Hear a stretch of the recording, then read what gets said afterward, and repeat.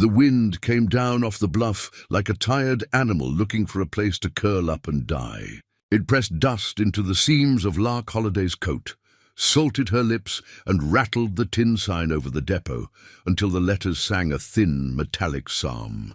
She lifted her chin anyway. She had learned to keep her eyes open in ugly weather.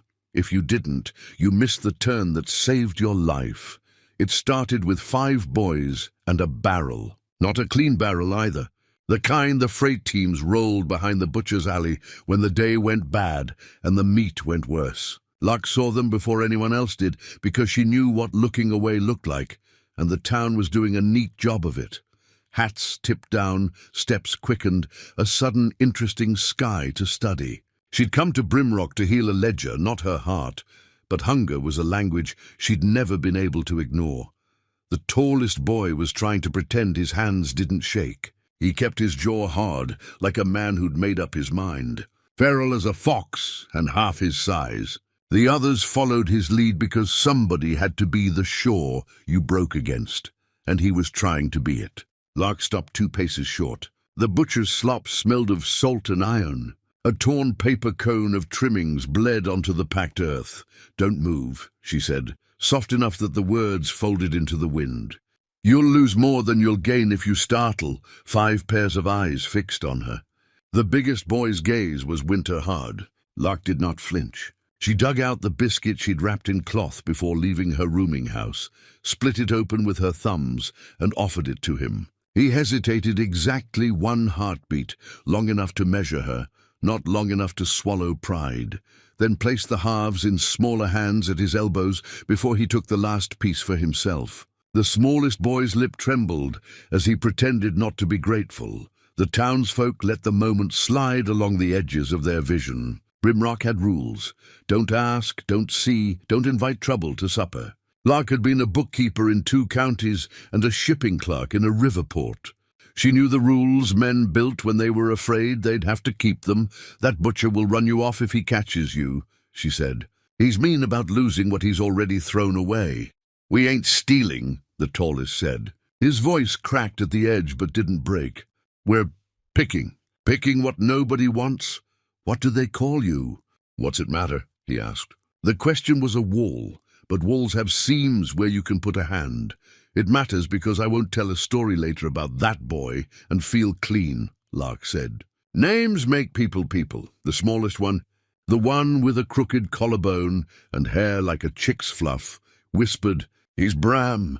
The tall one flashed a look at the little one that said, "We don't tell strangers things." Lark kept her face calm, but inside she felt the click when a tumbler's line up and a lock surrenders. She remembered being 13 and telling a stranger not to call her by the name her step-uncle had used when he was drunk. She remembered the stranger nodding and saying, "Easy then, Miss Holliday." "You tell me what to call you." "Bram," Lark said.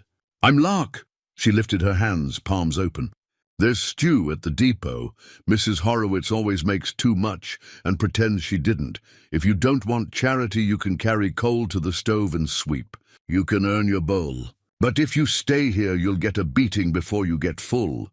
The boys were a clutch of angles and eyes, all fear and bone and a coyote's bright calculation. Bram measured the street, the watchful windows, the butcher's shadow moving behind fly-specked glass. Lark felt him weighing the sum of men who would intervene, who would enjoy the sport of punishing hunger, who would be grateful they were not the target. He nodded once, a man's nod, and touched 2 fingers against the smallest boy's shoulder.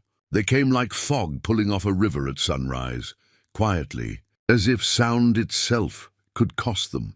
They were halfway to the station door when the horseman arrived. He came like he'd been poured from the sky, tall enough that the world seemed too small, shoulders like the beams of a barn roof, a hat brim casting a canyon over his eyes. The gelding beneath him was a long-legged roan with a look of humor in his ears. Dust listened to him when he spoke. Men too, Lark didn't know him. Brimrock didn't belong to him yet. But the street tilted, as streets do when a new gravity arrives. He reined in with one hand and dismounted in a single motion, easy as a man stepping off a porch. 6'7" if he was a nail, and not a soft inch of him. He took his hat off, as if the sky owed him respect, and he was returning the favor. His gaze went from Lark to the boys, to the butcher's barrel. He didn't smile. His face changed the way rock changes when water finds the old fracture, a subtle, fatal softening. "They yours?" he asked Lark. His voice was a baritone worn smooth by prayer or whiskey. She couldn't tell which. "No," Lark said. "But they're no one's." He looked at the tallest boy.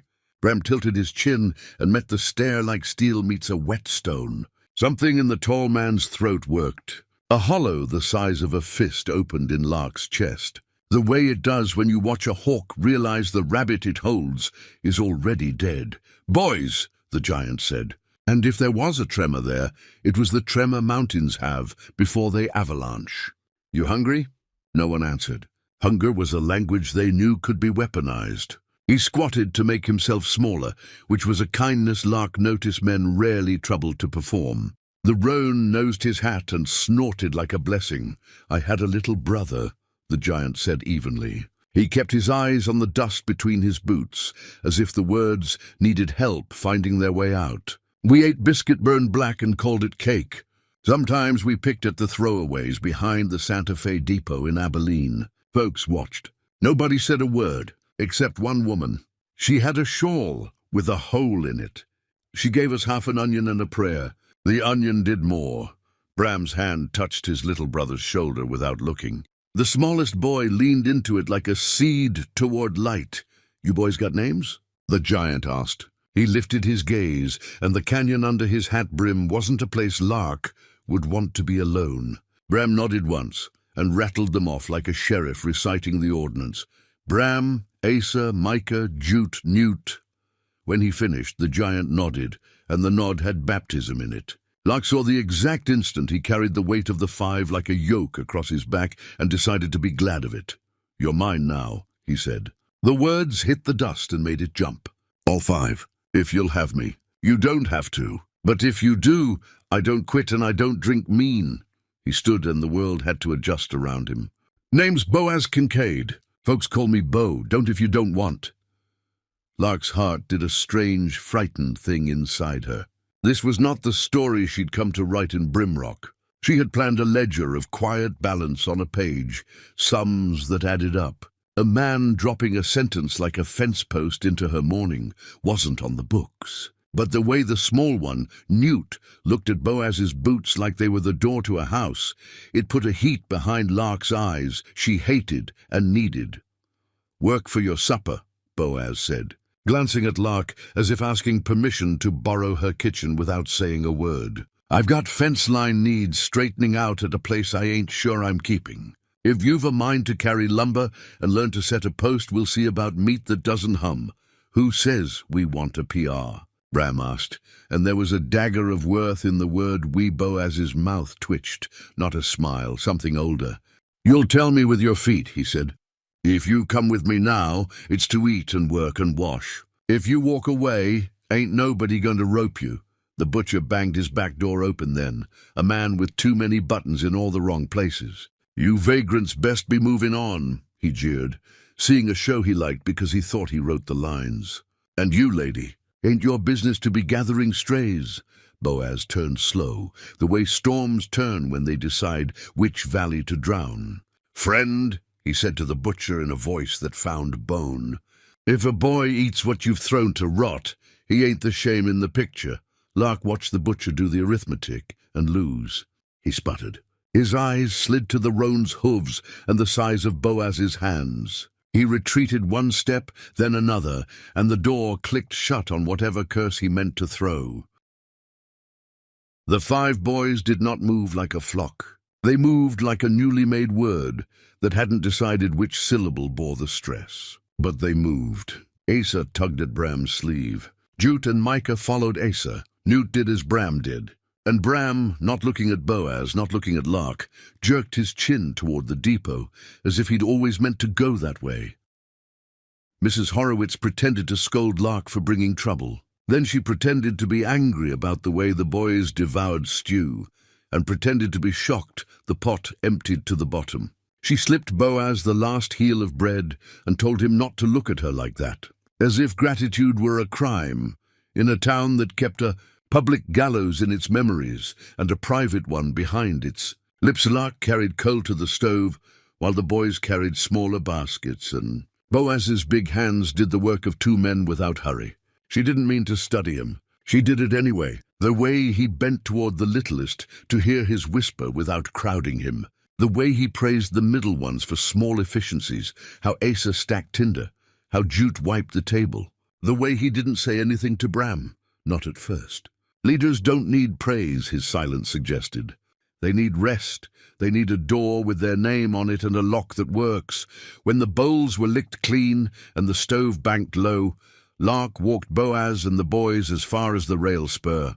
It was a habit she had, seeing people to the edges of things.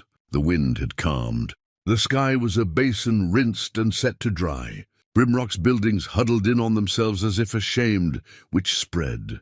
She asked him. You said you're not sure you'll keep it. Bluff sighed. He tugged the brim of his hat. Came into it crooked. Man died owing me money he couldn't pay. Handed over deed and keys with breath like pennies. Never figured on land. I'm built for the trail. But a place with a roof is a place a boy can sleep and know the rain will find somebody else to love for a night. You sure you mean to say it like that? Lark asked, feeling the treachery of tenderness in her throat. She had learned to be suspicious of men who meant well. She had the scars for proof. You don't know who they are. You don't know who might come to claim them or hurt them because they've been claimed. I know hunger, Boaz said simply. I know the way a boy looks at a door when he doesn't expect it to open for him. I know my hands can build a latch that doesn't quit. Bram had gone still, listening without showing it. Locke watched the tightness around his eyes, loosened by a whisper. The world doesn't change in revolutions, she thought. It pivots on breaths, bluffside, she repeated. That's a mean stretch of fence. Wind eats wire. Creek eats posts. Coyotes think God made lambs for education. Boaz's mouth twitched again. You offering to audit my fence line, Miss Holliday? I'm offering to check your ledgers if you don't know how to keep them, Lark said. She kept her voice even. I work for Mr. Bicknell at the Mercantile afternoons. Books in the morning, boots in the evening. Books, Boaz repeated. It sounded like a word he liked. I pay my debts. You look at my numbers, I'll put coin in your hand or lumber on your porch. Whichever reads truer. Bram looked from one adult to the other like a man watching cards turn slow. Trust was a card nobody dealt him for free. Tomorrow, Boaz said to the boys. Sun up, we set posts. We make a kitchen out of that listing lean-to. We scrub. We sleep on quilts that smell like lie and hope. Tomorrow, Bram echoed. Not promise, not denial, an auditioning word. They left like they'd arrived, quiet, a new gravity in their wake. Lark returned to the depot office and sat with the day's invoices. But numbers are honest things, and they told a hard truth. Every column added up to a door opening she hadn't wanted to find. She stacked the ledgers, turned down the lamp, and went back to her rooming house with the feeling of a song caught behind her ribs. Bluffside did not apologize for itself. The house was a 1.5, with a roof that canted like a sorry hat, its porch steps chewed by a dog that had got bored and then dead. The barn had good bones and bad sense. Its shadow fell wrong at noon, warning of a summer that would punish sloth. The wind fence leaned in 3 places and lay down in 2. The creek sounded like old glass when it ran. Boaz brought the boys at sunup as promised, with a sack of nails and an optimism he didn't confess to. Lark arrived shortly after, with 2 loaves, a pot of coffee, and a ledger wrapped in oilcloth. She told herself she'd come for numbers. She told herself she'd come because Mr. Bicknell's store depended on Bluffside paying its bills on time. She did not let herself linger on the way Newt laughed at the word biscuits, as if God invented syllables for taste. Work makes a language faster than trust does. By noon, they'd learned how each of the boys moved. Asa was a helper, whose hands found the tool before the man asked. Jute counted without being told, a bean counter with dirt under his nails. Micah watched with a craftsman's squint. Newt trailed Lark like a shadow, convinced it had invented the person who made it. Bram hauled and hammered and didn't waste words. Boaz said quiet things that struck deep. Set your post by feel, he told Micah. Spirits level is good, but your bones no plumb if you listen. Buildings stand on where your bones say yes. Wires sing when they're right, he told Jute. Not a tune you can, more like the way a dog hears rain. Before you do, fire is a gentleman if you give him. Manners, he told Newt, showing him how to bank coals. Be rude to him, and he'll come for your bed in the night. He left Bram alone until the ground itself seemed to tilt with not saying. Then he set a post with his own shoulders, dug 2 inches deeper than necessary, hefted the beam with his hips, and rolled it until it settled into earth like a memory that had finally found its name. He stepped back, handed the tamp to Bram, and said, "Make it a thing that doesn't move when wind laughs at it." Bram's mouth tightened, not refusal, concentration. He tamped until the ground gave a bass note back through the tool's handle. Boaz only nodded, as if to say, "I knew you could hear it." Lark stood with her ledger on the porch rail and added columns with a pencil stub. But the numbers didn't behave the way she liked. They loosened, softened. They went from cold arithmetic to something that sounded like place. She found herself writing words in the margins and circling them. Posts, quilts, shoes, schoolroom. Schoolroom? Boaz asked when he came for a drink of water. "You said you don't drink mean," Lark said. "I say I don't keep books mean. If boys learn to count without learning to read the world, somebody will hire them to swing hammers forever. It's a sin to teach a child only sums." He tipped the dipper toward the boys. "You teach in a church basement in Wichita once," Lark said, and that was more confession than she'd offered a soul in 3 years. "It ended when a man decided my wage came with visits I had not promised." Boaz's jaw changed shape for 1 heartbeat. He didn't ask the questions men ask when what they want is a story to carry like a trophy. He touched the brim of his hat. "Then we build a schoolroom," he said. "Even if it's a corner of the kitchen and a crate for a bench." "Who's paying?" Lark asked, one eyebrow up on principle. "Me," he said. "And whatever fence line will yield when I sell calves come fall." "Add it to the ledger." She wrote the words, and they didn't feel like debt. They felt like a promise you could stand on. By evening they had a kitchen that admitted to being a kitchen, a fence that insisted on being a fence, and a table that creaked but did not complain.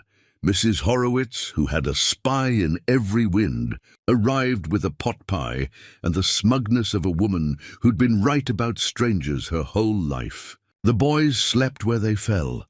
Newt curled in the crook of Lark's shawl before she could protest, Jute with a hand still around the hammer handle as if it were the string to a kite he was not willing to lose. Asa and Micah leaned into each other like the 2 ends of a bow. Bram lay awake. Lark could feel it from across the room, the kind of wakefulness that isn't about fear, not exactly, but about keeping watch because the night has a way of undoing what your daylight dared to build. Boaz's breathing was steady on the other side of the room. The creak went on talking glass. "You don't sleep?" Lark whispered across the dark to Bram. "I do when I ain't got to listen," he said. "For what?" "For boots," he said. "For a man who thinks a thing's his because he wants it." Lark pressed her palm against the floorboards, feeling the cool of the wood, the seam where 2 planks didn't quite meet. "We'll make this floor tell us first," she said. "We'll set a dish by the door and a coin under its rim. If it rattles, we'll hear the warning." He was quiet. "Then you always think of everything?" "No," she said. "I think of what hurt me and how to make it hurt less next time." Bram's breathing changed. Lark slept then, not because the world had become kind, but because she had run out of ways to hold it up with her spine. It took 3 weeks for Brimrock to decide who it wanted to be about Boaz Kincaid and the 5 boys who followed him like weather. Some folks prided themselves on being generous in past tense. Some were generous, in fact. Mr. Bicknell opened a charge account for Bluffside and pretended the ink didn't smudge when he wrote the credit. The blacksmith, Mrs. Dree, shod the roan for half and accepted fence posts for the rest. The Reverend patted Boaz as if he were a steer blessed for sale, and then asked Lark to make sure the boys sat in the back if they came to service. "They sit where they can see the light," Lark said, voice salt-sharp. "Or they don't come," Miss Holliday, the Reverend said, as if her name were a sin. She's right, Boaz said mildly. If the good Lord wanted them hid, he'd have made them moles. In the ledger margins, the word schoolroom got a square around it. Within the square, like a seed inside husk, Lark wrote, Clifton, book order. She sent a letter to a travelling man with a wagon full of primers and a patience for bad roads. The boys learned their letters the way fence wire learns tension, under strain and with occasional singing. Newt carried an E in his pocket for a morning like a talisman. Micah learned to draw a goat so real it wanted to eat the corner of the page. Bram learned to want and hate wanting. He learned to look at Lark with something like a question he didn't know if he was allowed to ask. He learned the crease in Boaz's cheek meant humour and the crease between his eyes meant prayer. Whatever was going to break arrived in the shape of men who called themselves Sir Committee. They came on a Tuesday with white shirts and a cleaner conscience than their hands. They rode in a V that felt like a knife. Their horses had better feed than most children. Lark saw them from the porch with her pencil tucked behind her ear and her ledger spread like a map. Boaz stepped from the barn, wiping oil from his fingers. The boys stopped where they were, as if someone had closed a music box and told them to listen to the silence. Mr. Kincaid, the man at the point said, tipping a hat that didn't mean respect. We are the Protective Association of Brimrock and Environs. We're here to ask you questions. A right-thinking neighbor won't mind answering. Boaz's eyes moved to Lark, to Bram, to the creek, to the sky that had decided to hold its breath. Ask. Those boys your kin? The man said. Because if they ain't, there's papers a man files. There's fees. There's proving a person's character. We can't have vagrancy turn into freak shows. His smile showed too much tooth. Children are the property of the county until properly assigned. Lark's tongue turned to copper. Boaz folded the rag in his hand. He did it slowly, as if he'd been asked to fold the horizon. They're mine, he said, the words flat enough to level a city. Ask the boys if you don't believe me. The man's eyes slid past Boaz to Bram. Bram had grown 2 inches in 3 weeks. He had also learned to stand like his shoulder belonged under the sky. Boy? The man asked. Bram looked at Boaz. Boaz did not nod, did not blink. The whole world balanced its weight on the edge of a naming. Boaz is ours, Bram said. Then he shut his mouth like a shutter. Lark tried to breathe and found she'd forgotten how. What about papers? The man persisted. Ain't no court signed off on this. Ain't no preacher stood up and called it rightful. Preacher can bless a calf and it'll still eat your hat, Boaz said mildly. I stand up for them. They stand up for me. That's the paper. The men behind the speaker shifted. One cleared his throat like the first cough of winter. We also hear tell you got a woman staying here evenings. Rumor says she's here most days. He tilted his head toward Lark, without letting his eyes touch her. We're keeping a decent town here. Then keep your eyes on her face, Boaz said, the mild dropping from his voice like a mask. And keep my name out of your mouth when you conjure rumor. The lead man smiled. It was a shape no honest mouth likes to wear. No need to be hot about it. We're neighbors. We look out for one another. You bring 5 mouths into a tight winter. We want to know your plan. You bring a woman under your roof without a ring. We want to know your intentions. My plan is posts, calves, and sweat, Boaz said. My intentions are that Miss Holliday takes her supper where she's invited and leaves when she's ready. You got more business? The man sat back in his saddle, satisfied like a cat on Sunday. Business enough. County clerk says if you don't present papers by month's end, then boys go to the orphan board and then to placement. Maybe you, if you can show suitable home. Maybe to folks who got better pull. That's the law. He tapped his hat. Month's end. Evening of the 30th. We'll ride out and fetch what needs fetching if a man won't bring it civilized. The committee turned as one body and rolled back toward town, a neat white wave that had learned to eat whatever rocks stuck up from the shore. Lark's pencil snapped in her fingers. Newt started to cry and didn't let the sound out. Bram's breath went loud in his nose. Boaz stood still long enough to make a statue nervous. Paper, he said finally. So we'll give them paper. You can't just scribble a family into being. Lark said, her voice juddering like a wheel with a spoke missing. Boaz looked at her, long and full. He did not look away from the part of her that was made of fire. "Ma'am," he said softly, "you've never met a ledger, have you? A man can turn a deficit to a surplus with ink if he knows where to find the value." "And where is it?" she demanded. "Where's your value when the law says you ain't the word you say?" Boaz crouched until he was eye to eye with Newt. "Value is a boy who hangs ease in his pocket," he said. He looked at Micah. "A boy who can make a goat eat paper." He looked at Jute. "A boy who knows 3 nails when he sees 2. Asa. A boy who sees a man's need before he asks." He looked up at Bram last, as if saving the hardest for the end. "And a boy who doesn't run from the sound of boots because he intends to be the boots one day and set them where they hurt no one." Bram's throat moved. Lark thought of the first day in the butcher's alley and the way he'd split the biscuit to everyone else first. She swallowed her own ache and squared her shoulders, because if a storm is coming, you take down laundry and tie the door, and then you stand where the house will hold. "What do we do?" she asked. Boaz stood. The roan blew a breath that smelled like clover and prophecy. "We make the kind of paper even cowards respect," he said. "We put this place in a state where a committee looks foolish if it calls it unfit. We ask Reverend to read words whether or not he means them, or we find the justice of the peace and make him do the same. We put our names where they need to be so that boys keep theirs." Lark's mouth went dry. "What names?" Boaz met her gaze without blinking, and something inside her that had been held together by pins and ledger lines felt itself come unfastened. "Mine," he said. "And yours, if you'll have it."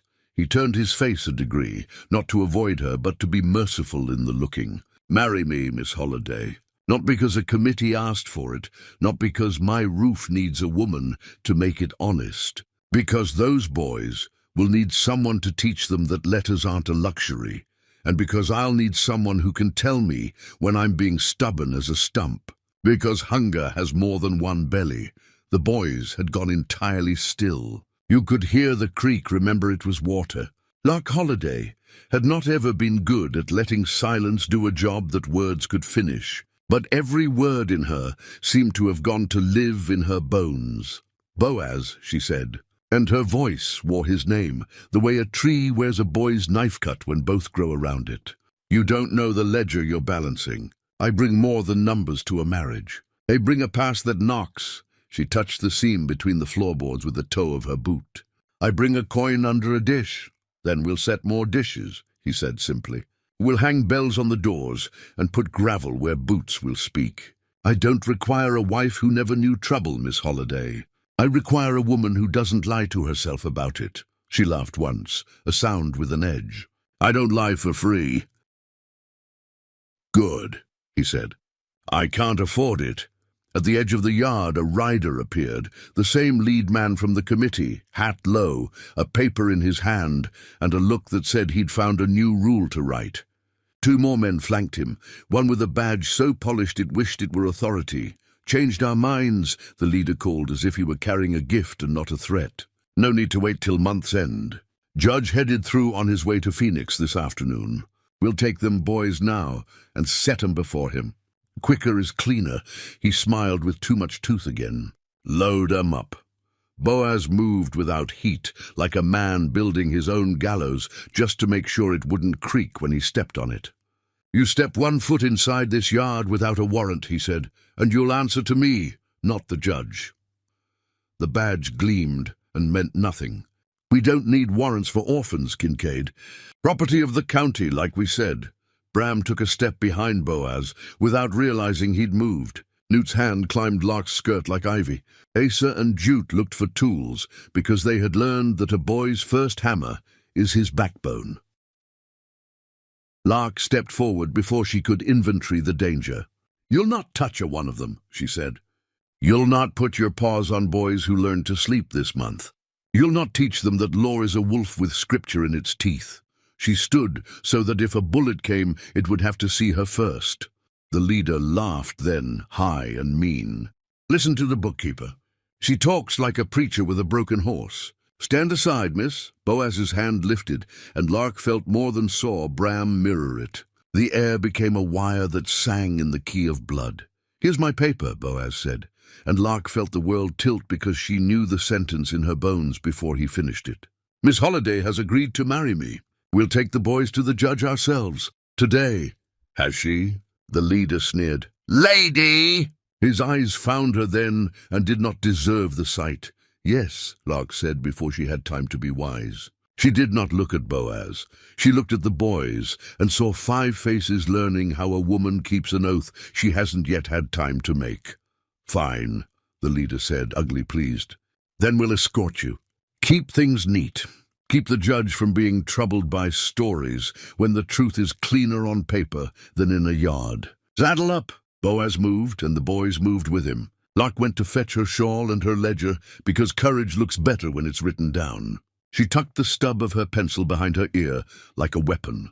On the porch, Bram stopped her with a hand that didn't belong to a child anymore. "You don't have to," he said, all gravel and glass. "We can run." Lark put her palm over his. She felt the new callus that had bloomed there from fence wire and saw her future in the shape of it. "I ran once," she said. "Now I'm tired." They rode the dirt road into town, with the committee behind them like a parish of crows. People came to their windows, because people love a show that doesn't cost them.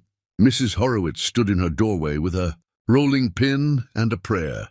Mr. Bicknell came out with his ledger, under his arm in case numbers could stop bullets. The blacksmith leaned on her forge and didn't smile. The judge's buggy sat like a spider at the edge of the square. Long legs, narrow eyes, a mouth that had learned to make decisions in rooms that smelled of other men's tobacco. A deputy who had never seen dust up close tossed his head and adjusted his belt to the right hole. "Case of 5 boys and 2 fools, the leader announced cheerfully. "We brought them to save you the ride out." The judge peered, then reached for a pen, as if the world existed to be recorded in his careful hand. "Names." Bram gave them, because he'd learned that a boy keeps what he says out loud. Boaz spelled them because he'd learned that a man puts letters between a child and harm when he can. "Marital status of the guardians," the judge asked, as if he were ordering a pie.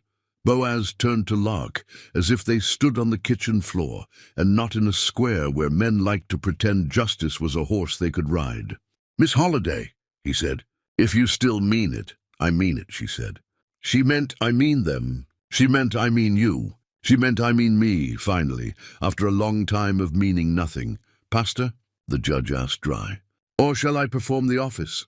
"Reverend," Boaz said, nodding toward the church steps. "He knows our names, even if he don't like them in the same sentence." The reverend came, like a man measuring the distance between his God and his mortgage. He opened the book everyone opens when they need borrowed authority.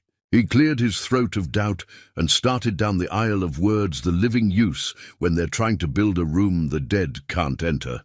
"Do you, Boaz Kincaid?" "I do," Boaz said, before the reverend had finished the list of obligations. He didn't sound eager. He sounded like a door that had finally swung all the way open. "Do you, Lark Holliday?" Lark parted her lips to say the word that would put iron into the ledger and light into the boys' faces. Her tongue touched her teeth. The world held still. That was when the shot came. 1 and then 2, snapped like a serpent out of an alley she hadn't counted because it had been quiet too long. Ben shouted. The judge dropped his pen. The deputy went for a gun he didn't own with confidence. A 3rd shot tore splinters from the church rail at Lark's elbow. Bram shoved Newt behind a barrel. Boaz reached for Lark and caught air. The committee leader smiled a lipless smile and didn't flinch, because he already knew the shape of what was coming. From the alley mouth stepped a man with a badge that did not belong to this county, and a face Lark had not seen in 3 years, but knew better than her own in the mirror of a bad day. His hat was different. His scar was not. "Afternoon, Miss Holliday," he drawled, voice like damp ash. "You got something of mine. Thought I'd come fetch it." Lark's bones remembered before her brain did. The coin under a dish. The knock on a door. The way a laugh can turn into a fist. Boaz put himself between the badge and the boys and Lark, but the man did not look past her.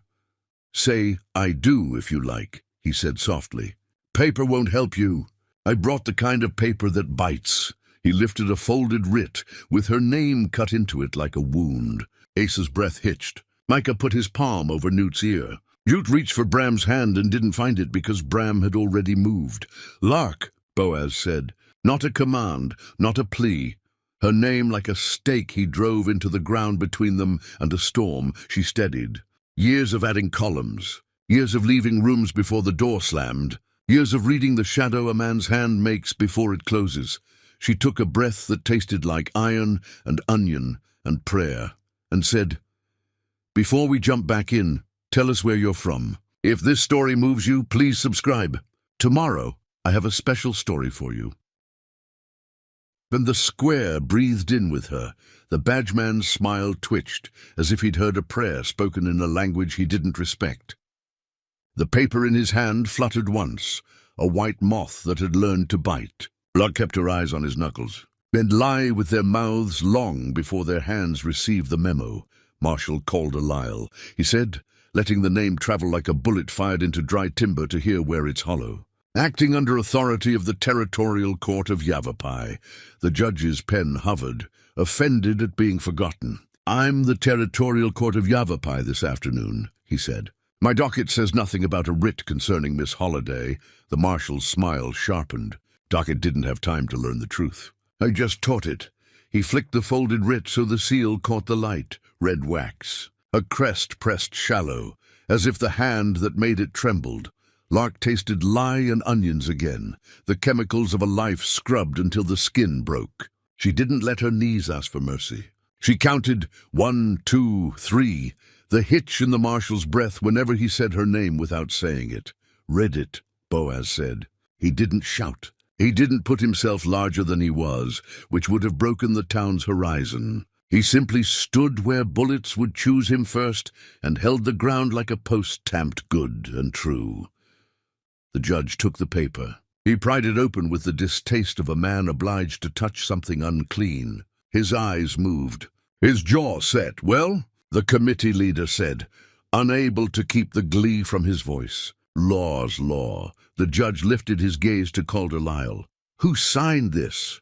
"Clerk of court," the marshal said. "Witnessed by Deputy Cornish." "Cornish is dead," the judge murmured. He let the writ hang so that Lark could see the edges, ragged, like it had been torn from a ledger and pressed into service as something holier. "And my clerk doesn't make his G's like that." The committee man's face fell into something harder. "Forgery is a serious allegation, Your Honor. So is kidnapping," Lark said. She heard her voice from a long way off, like a bell rung in a valley. "State your claim plain, Marshal. We'll not let the dust do the talking." Calder-Lyle cocked his head. The scar through his right eyebrow lengthened when he sneered. It cut his face the way a survey line cuts range, straight, uncompromising, wrong. "You deserted a binding, Wichita, 3 years back." He let his eyes slide, greasy as old fat. "Man invested in you, paid for your passage, your position. You ran. He wants his property returned." Lark felt the square tilt. The boys' faces were a ring of moons around Boaz's shadow. She could see Newt mouthing a letter, E, like a charm that could hold back weather. "I'm not property," she said. "And there was no marriage." "Binding's binding," the marshal said. "Paper says consent. Paper says fee. Paper says you belonged until the fee was met." He smiled without teeth. "Fee weren't met." Boaz's hand closed into the air between them, gently, as if the air could bruise. "Name the man." Calder-Lyle let the syllables fall slow. "Eldrick Morey." Lark kept her face. Inside, the ledger in her ribs flipped a page and showed her the old entries. Eldrick's breath that smelled like pennies and wine. The way he called her girl, like the word was a leash. The day she slid a coin under a dish and decided she would never leave a door unlocked again.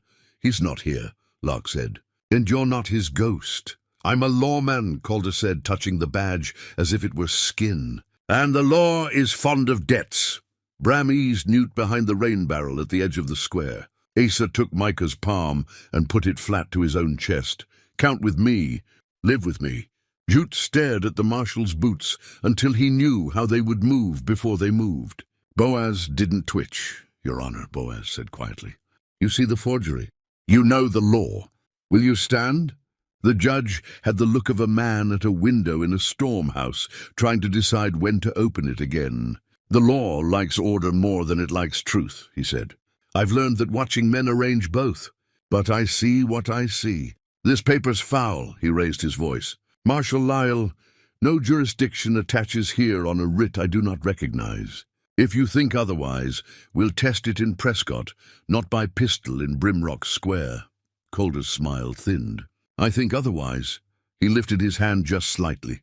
The committee leader shifted in the saddle, as if a string had been pulled through his spine. "Don't," Boaz said. Calder flicked his eyes toward Boaz and then away, dismissing human height as a novelty. "You're a big post with no fence on it," he said.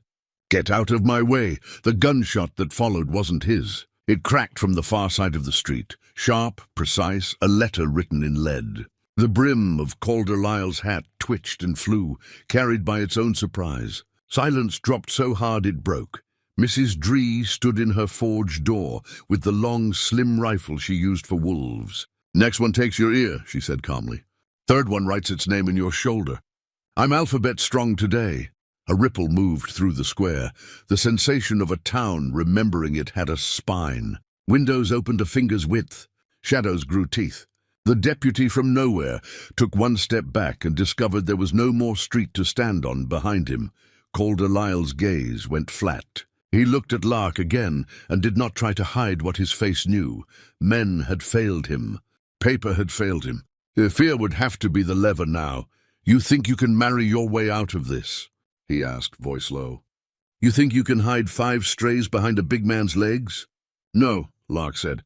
"I think we can walk through the front door of a courthouse and make you say the word forgery out loud." He laughed. It came out wrong, like a crow calling in a church. "He don't want the boys," he said. "Maury never liked children. But me," he lifted a second paper, smaller, edges fresh. "I took the liberty of inquiring. County didn't file proper guardianship. You got sunlight on your shoulders and no shadow in the law. I can take them now and I will." The paper's seal was real this time. The judge swore quietly. "That," he said, "is legal." Lark's mouth went cold.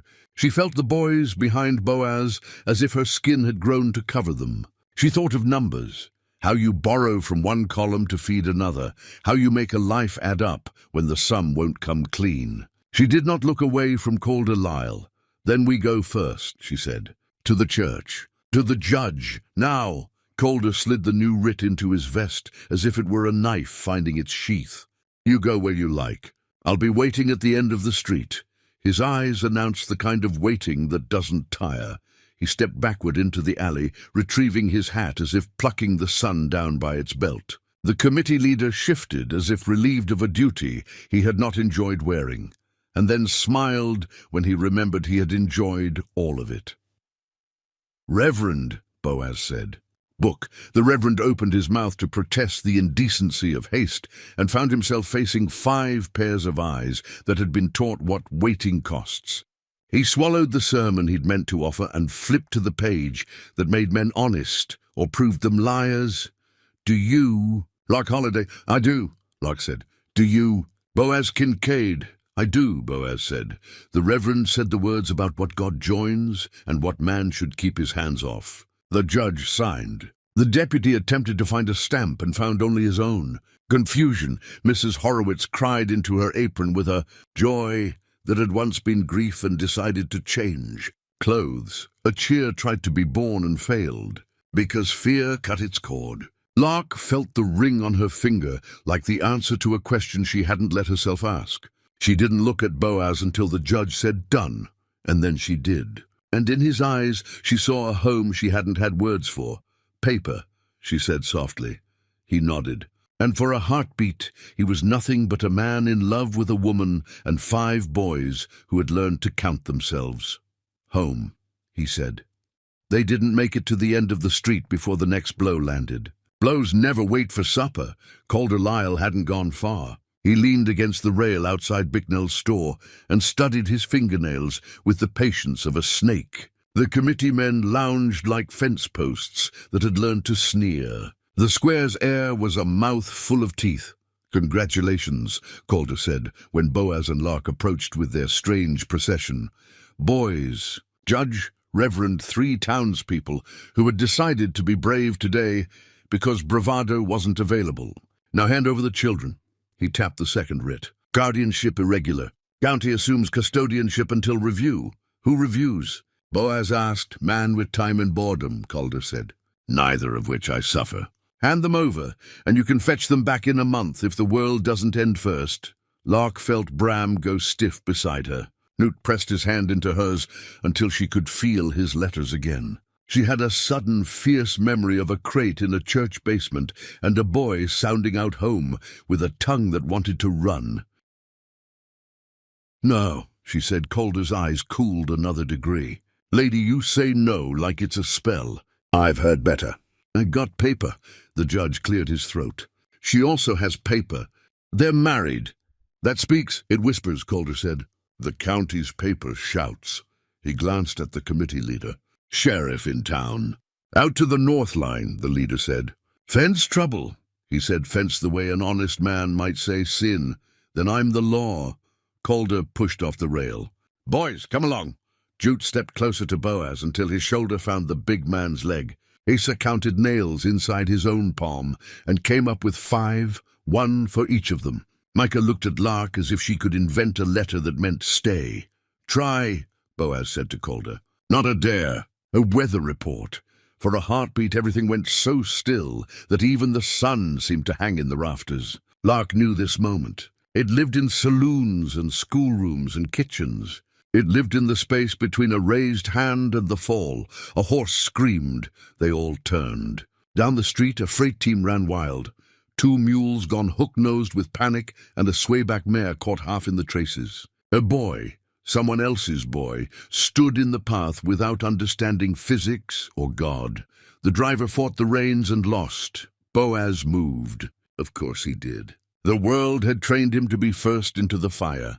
He ran like a post driven out of the earth and turned to muscle. Lark saw the sums and knew the deficit. If he reached the boy, he'd take the hit. If he didn't, the boy would.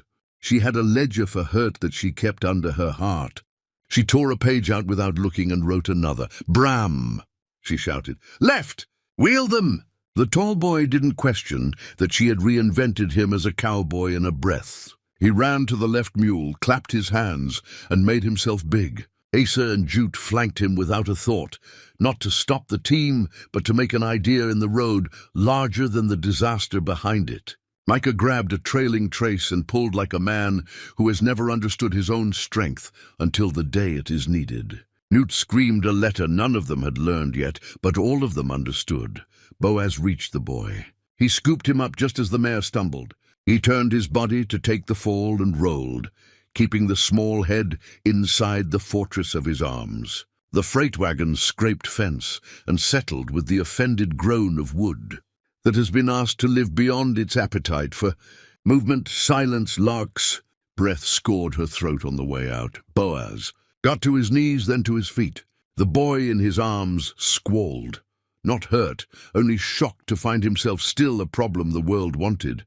A cheer started at Mrs. Drees and ran the length of the street like a match along a fuse. It lit things that had been waiting their whole lives to burn. The committee leader tried to clap last so he could claim he'd begun it. The town ignored him with a grace that came close to holy. Calder Lyle watched. He watched the way a man watches a bank to know when to rob it. He rolled his paper into a tube and tapped it against his thigh as if beating time to a sorrier music. "Heroics make poor law," he said, when the noise finally learned to be quiet. "Hand the boys over." Boaz looked at Lark. His shoulder bled through his shirt where splinters had written themselves there. He was smiling the half-smile of a man who had picked up the world and found it didn't weigh as much as he feared when he carried it for the right reason. "No," he said, matching Lark's word for word. "No." Calder's face went very calm. "Then I'll take them." He raised his hand, and from behind the livery, 2 mounted men edged out, strangers, not townsfolk. Guns on their hips, hard eyes. A third figure followed them on foot, a woman in a city dress that had learned dust unwillingly. Her hat was trimmed with a bow that didn't belong to any county west of the Mississippi. She held a carpet-bag like a promise. The woman looked at Lark as if appraising a bolt of cloth. "You are Miss Holliday," she said, more statement than question. "I am Miss Violet Carver. I represent the ladies, Aid Society of Marytown, and the Western Placement Board. I received correspondence this morning from Mr. Eldrick Morey and from Marshal Lyle." Her smile was the civil kind that would salt a seedbed. "If there is controversy here, our board is empowered to remove the children to neutral care until a decision can be reached." Lark felt something colder than fear. It was the realization that wickedness had purchased a dress and learned to make tea. She forced her own mouth to be polite because she had learned what violence a woman's anger permits in the men who dislike being embarrassed by it. "Miss Carver," she said evenly, "do you know the man who wrote you?" "I know his handwriting and his banknote," Miss Carver said, unashamed. "Both are adequate. And their names?" Lark asked, touching Newt's hair, Ace's shoulder, Bram's sleeve as she spoke. "Do you know their names?" "Names will be assigned," Miss Carver said, as if bestowing a favor. The town collectively flinched. Boaz took one step, and the mounted strangers responded by letting their horses sidestep to block him. The woman's gaze flicked to his height and then away. "The judge looked ill, Your Honor," Lark said softly. "Do something honest."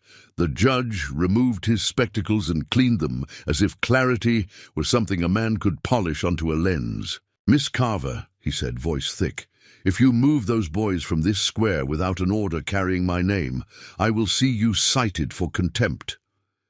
"Then write an order," Calder said. "Write it quick." The judge's hand shook. He reached for his pen. The crowd leaned forward to see what the word courage would mean today.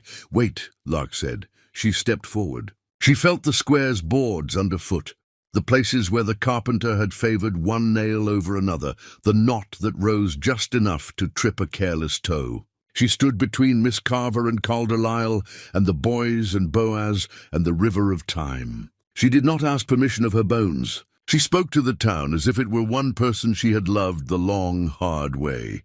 "You all know me," she said. "You know my work. Your tallies balanced, your feed counted straight, your mistakes made right on paper without shaming your wife. You know the boys by the shape of their hunger and the shape it leaves when it is fed. You know Boaz Kincaid saved a child because that's the muscle he wakes up with." She turned her head so Calder had to move to keep her in sight. "And you know a lie when it holds paper." A murmur rose. "Yes, we do. Yes, we do." Miss Carver's mouth tightened like a seam pulled wrong. "Law is a tool," Lark continued. "It builds or it breaks depending on the hands that hold it. If the county wants guardianship, then let guardianship be witnessed by the eyes that will have to live with the sight. We will walk to the schoolroom we built," she pointed toward the church hall, "and we will hold a hearing here and now. The judge will sit. The reverend will mind his book. Mr. Bicknell will read the ledger.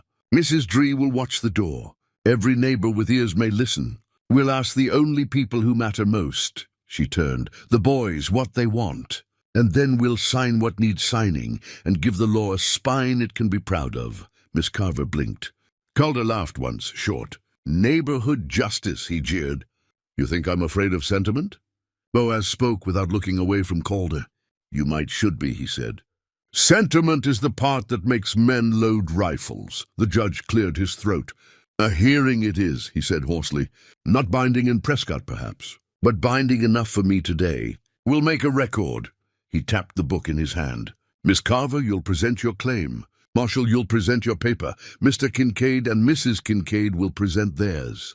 Then the boys will speak." Miss Carver sniffed as if the air were beneath her. "If it will satisfy the rabble." "The rabble carries you home when your carriage wheel breaks," Mrs. Horowitz said briskly, "and feeds you as if you weren't vinegar in a dress." They moved into the church hall like a storm moving sideways. The tables had scorch marks from 100 suppers. The blackboard still bore Micah's goat in chalk. The boys sat on the front bench because Lark would not allow the back. The town pressed in and then remembered itself and left a circle of space because justice cannot breathe without room. The hearing was a strange animal, part trial, part testimony, part a town learning to be a town. Calder went first. He read the county writ. It was clean enough to be dangerous. Miss Carver read a letter from Eldrick Morey that made Lark's stomach try to climb out of her. He used the word wayward the way some men use the word harvest, something to be collected and judged by weight. He mentioned a fee unpaid. He mentioned a debt. He did not mention hands. He did not mention closets that locked from the outside. Mr. Bicknell read the Bluffside ledger, his voice steady. Credit tumbling to black, he said. Fence posts accounted for. Nails, lime, cloth for quilts. Payment promised and kept, week on week. Accounts at my store are cleaner with Miss Holiday on them than most men manage with their own names. The Reverend tried a small speech about propriety and then coughed up the rest when Mrs. Horowitz glared at him.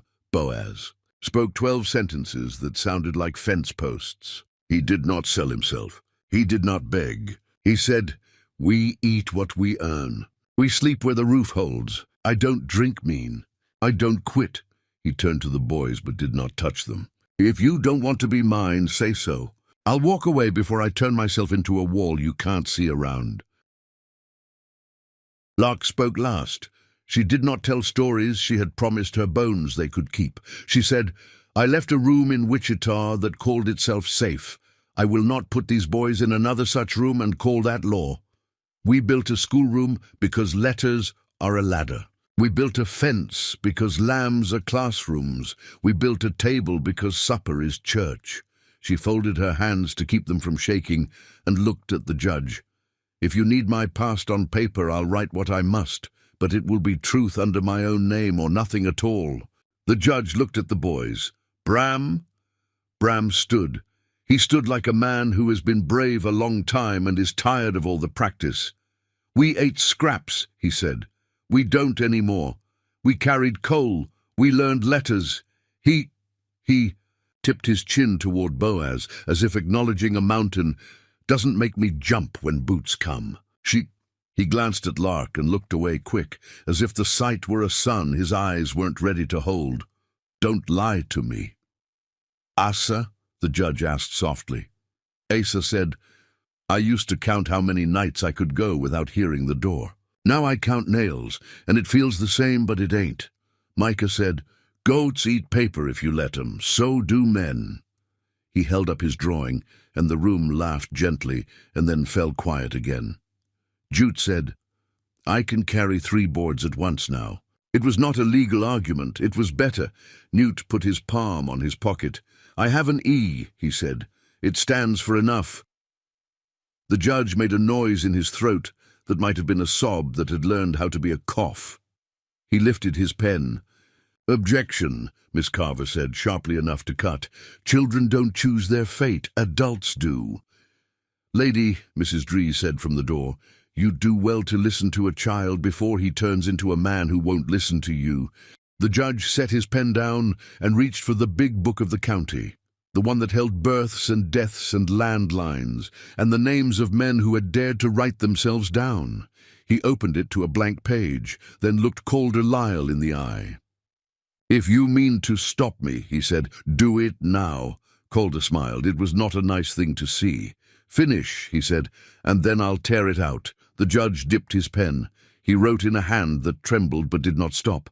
"On this day, in the presence of witnesses, the town of Brimrock recognizes the guardianship of Boaz and Lark Kincaid over the following minor children." He wrote the names carefully, as if they were breakable cups.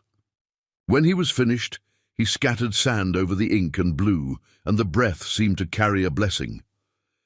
Calder Lyle took one step forward. Boaz moved to block him. The mounted stranger at the door lifted his gun. Mrs. Dree's rifle spoke once, and the stranger's hat went spinning. "I told you," she said conversationally. "Alphabet Day." Miss Carver made a sound like a kettle about to boil.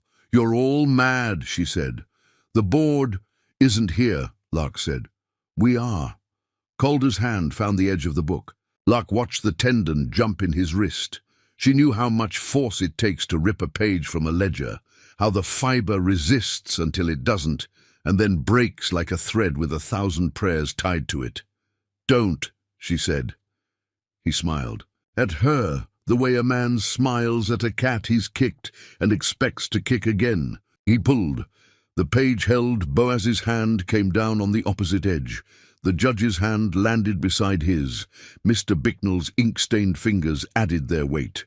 Mrs. Horowitz slapped her palm there with flour still on it. Mrs. Dree came from the door and laid her Smith's hand atop them all. Lark put her hand last and felt the book become more than paper. It became a table. It became a floor. It became a door that would not open to a man who didn't know the password. Calder let go. He stepped backward and smiled again, which made the room want to wash its face. "You think you've done something permanent," he said. "Ink dries. Fire is quicker."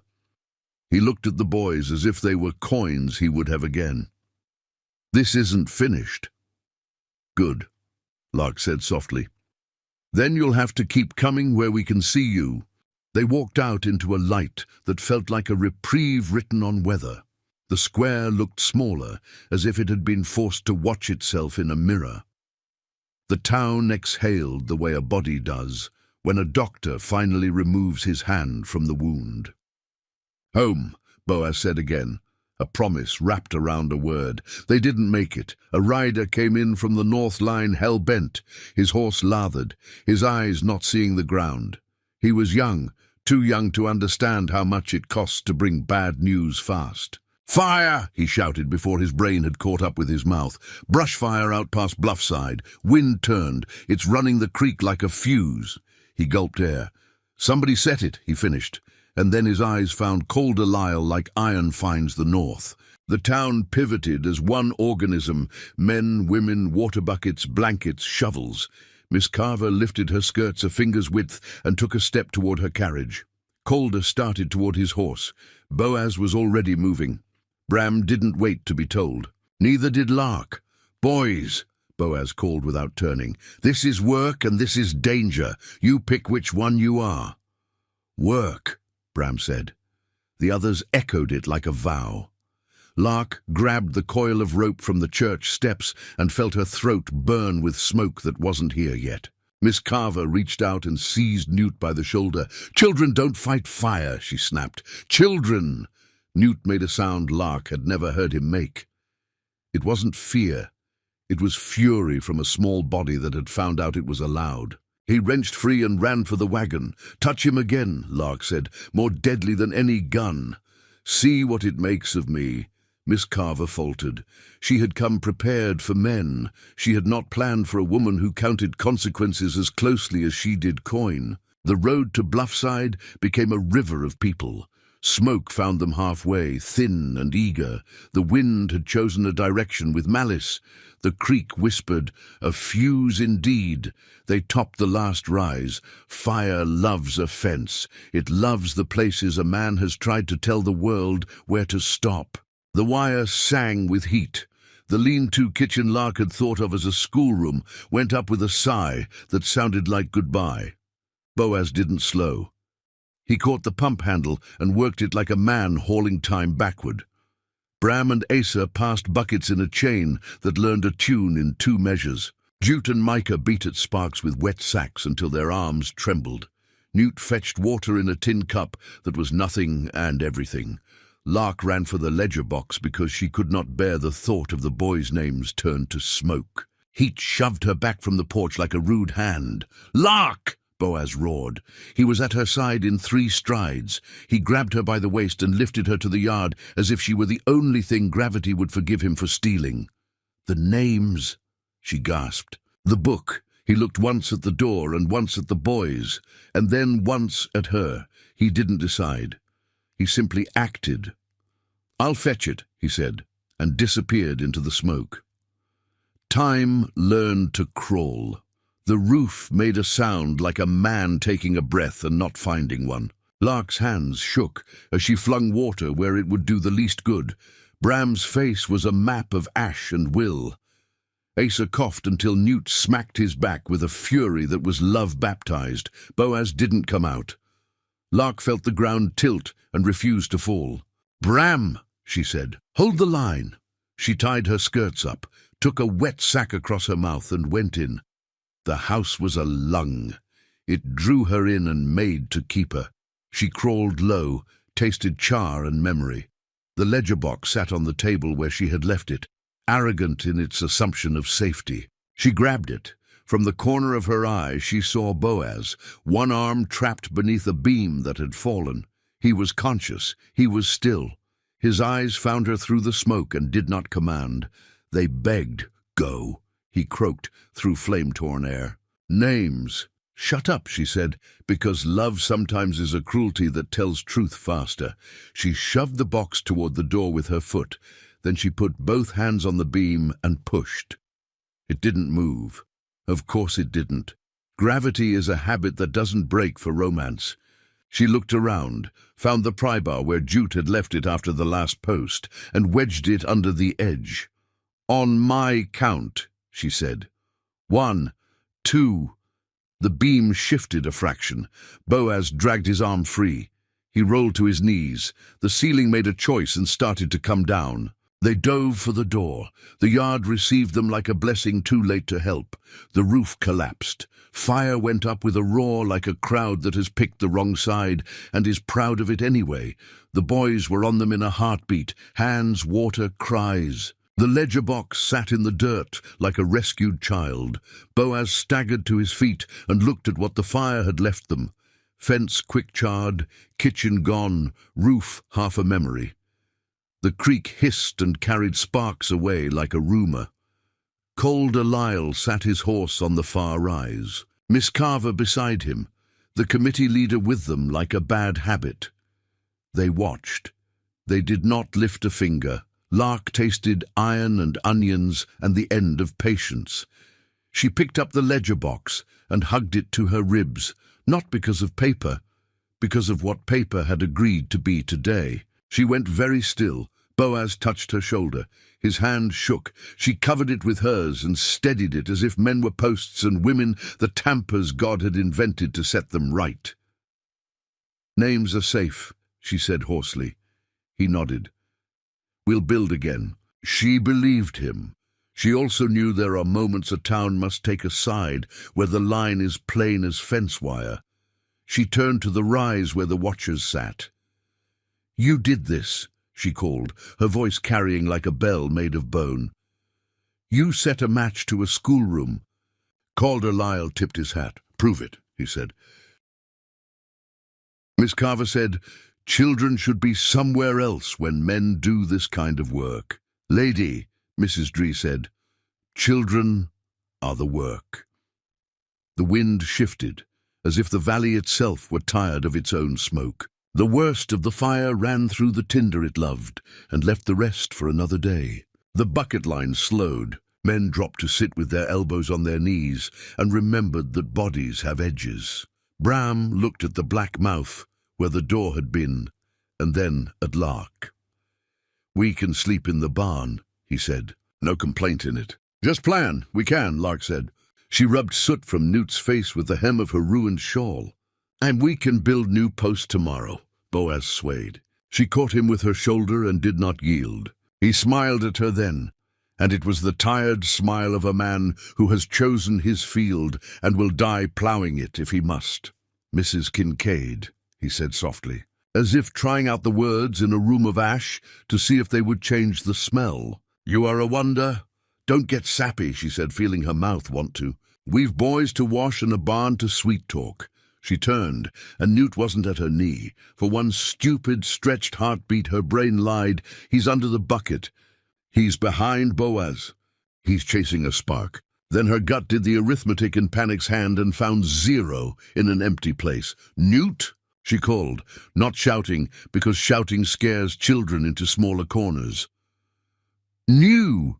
Bram began, and his voice broke clean in the middle. Asa's eyes went to the road like a magnet turning toward north. Jute ran for the creek.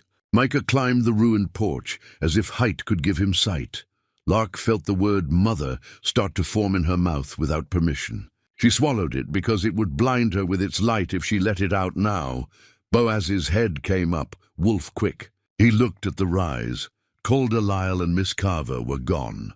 On the road, a small dust plume carried away from them at riding speed. In it, she saw the slice of a hat too small for a man and the bow of a city bonnet. Lark's vision narrowed to a point of heat. "Bram," she said, voice lower than the creaks. "Saddle the roan. Asa, jute, water, oats for the other mounts. Micah, tell Mrs. Dree to bring the long rifle. Judge," she looked up and found him already moving. "Bring the book." Boaz staggered once and then found his legs. He looked at Lark and nodded, because he understood he was following her this time. They ran for the horses. "Lark," Boaz said as he swung up, his voice full of all the things a man says when he is about to take the rest of his life into his mouth and bite down hard. "If we catch them, we will," she said, "and if the paper says we can't take him back." She looked at him across the breadth of a horse's neck and let him see what had always lived behind the ledgers and the polite yes-sirs. "Then we'll be outlaws," she said. "Honest ones." They spurred into the ash-wet road, the roan stretching long, the boys' pony hooves a drumbeat behind, the town running to keep up with its own choice. The smoke thinned, the hills opened. The dust plume ahead wavered and resolved, Miss Carver's bonnet. Calder's shoulders, Newt's small spine as straight as a tin soldier in the wrong parade. The roan ate ground like a book eats hours. Lark leaned into his neck and tasted sweat and prayer. The world simplified to 3 beats, left, right, breathe. They were almost on them when the trail dropped into a wash cut and rose again like a trick. Calder glanced back and saw the truth behind him, and made the mistake men like him always make when confronted by a woman who has run out of patience. He underestimated the part where she stops being afraid of what rules will make of her. He yanked Newt hard. The boy stumbled. Miss Carver hissed a rebuke because children bruise and photographs don't like purple. Boaz reached for Calder's rein, and a rifle spoke from the ridge above the wash. The roan plunged. Boaz pulled him straight by force and love. A second shot banged stone at Lark's stirrup. She looked up and saw 3 silhouettes against the sky. Not townsmen, rangers of a sort no honest book kept. Calder's friends, insurance, down.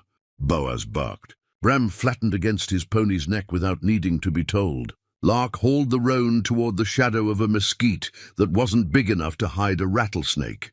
Calder kicked his horse and bolted. Miss Carver followed, dragging Newt like a needle through tough cloth. The ridgemen racked their rifles again, and the world slowed enough for choices to become. Objects you could weigh in your hand. Boaz looked at Lark. Lark looked at Boaz. The boys looked at both of them the way a weather vane looks. At the sky for news. Go high, she said. Flush them. He nodded and spurred uphill with a bellow that sounded like something the Bible forgot to footnote. The ridgemen swung their aim. Lark put the roan into the wash and drove him hard down the middle where the ground was treacherous and kind only to fools and women in love. Miss Carver checked her horse at the far lip, realized she'd lose him in the turns, and turned south toward the Weeping Canyon. Calder followed because men like him prefer a shadow they can name to a wind they can't. Lark came out of the wash behind them by a miracle made of hooves and profanity. Boaz's shout from above made the ridgemen hesitate. They fired wild and hit only rock and their own fear. Bram's pony found a game gear Lark hadn't known it had. Asa whooped once and swallowed the rest of the sound so it wouldn't shake his hands. They rounded a stand of saltbush, and the world did something Lark had not budgeted for. The canyon ahead ended in a lip of air. The old river had changed its mind 100 years ago and left a mouth there anyway. Miss Carver saw it too late. Her horse skittered and refused. Calder's mount slid and caught itself with a stumble that sent Newt to his knees. Calder swung down, yanked the boy upright, and put a pistol at his small temple. Everything stopped. Even the wind. Done, Calder said, voice gone small with victory. Back up, or I'll write my name in him. His eyes glittered. He's just paper to you. He's just leverage to me. Boaz slid from the saddle and set his hands out empty. Lark stayed mounted because height counts, and she'd be damned if she gifted him more than he'd stolen. "Please," Miss Carver said, and for the first time her voice sounded like a woman's and not a policy's. "Marshal—" "Shut up," Calder said. "All of you, back your horses 10 paces. We walk out. I keep the boy. The board will decide later what comfort looks like." Bram's breath came in a thin thread Lark could see. Isa's hands shook openly. Jute's mouth shaped a prayer that hadn't been taught on Sunday. Micah slid sideways, trying to make himself a piece of rock. Lark looked at Newt. His eyes were huge. His lip trembled, then steadied, and she saw it, small and stubborn and holy. He remembered his E. She breathed once and let the breath decide what she would be. "Calder," she said. "You ever played a ledger, honest?" He blinked. The gun didn't waver. "What?" "If I step down and give you my hands," she said, "and the boys go back with Boaz, just the boys, do you trade?" "Lark," Boaz said, a broken thing in the word. "Hush," she said without looking at him. "Answer me, Marshal." 1 for 5. Me for him, he considered. He did the sums. She watched them travel across his face. A woman he thought he owned. A boy he could not sell. 5 names in a town he had failed to scare. His mouth softened into triumph. "Deal," he said. "You for the boy. Board keeps you until Maury comes. The rest can rot." Miss Carver looked at Lark with something like admiration badly disguised as horror. "It's the only rational choice," she whispered, "which is what ration always says when it is trying to hide the fact that courage had to go first." Boaz took a step. "No." Lark finally looked at him. She let him see all of it, which is the cruelest kindness. "Yes," she said. "We bought a schoolroom with a ledger today. We can buy a life with the next page." Bram made a sound that was the oldest word in any language and has never had spelling. Lark swung down from the roan. The ground came up. It always does. She walked past Boaz and did not touch him because touching would undo a century. "Hands," Calder said, and the pistol kissed Newt's temple harder to make the point. Lark offered her wrists. He holstered the gun badly. Men like him always get sloppy at the altar. He took out his iron cuffs like a promise. The wind remembered itself and blew ash in their faces. The world leaned forward to hear what choice would sound like when it landed. Calder snapped the first shackle. Something moved in the corner of Lark's vision, Boaz's shadow, uncoiling into a shape she had never asked him to be again. She shook her head once. He stopped, and stopping looked like dying. Calder raised the second cuff. A shot cracked from the ridge, clean, close, and wrong. And Newt screamed. Lark turned her head and saw the small red mouth open on his upper arm, where the bullet had kissed him without asking. Calder jerked in surprise, and his fingers slipped. The second cuff clanged to the ground. Up on the ridge, a 4th silhouette had joined the 3. This one held its rifle like a pen and wrote danger onto the air with elegance. "Ah," Calder said, recovering, smiling again. "Friends." The new rifle shifted, sighted down. It didn't point at Boaz. It didn't point at Lark. It pointed at the ledger box strapped behind Bram's saddle, the one Lark had saved from fire and given the day to the trigger finger. Tightened, Lark opened her mouth to scream. A word that might stop lead. The gun spoke, and everything that held them together tore free at once. And everything that held them together tore free at once. The shot cracked the box like a struck hive. The leather strap burst. The brass corners flew. The lid hinged up and vomited pages into the wind. Names, ink not yet a day old, leaped like frightened birds and scattered toward the canyon's mouth. Lark's heart lurched so hard it felt like a dropped bucket. "No!" Bram's cry broke clean. He kicked free of his stirrup and launched for the papers, as if he could catch air in his hands. Asa flung himself sideways and batted a page down with his hat.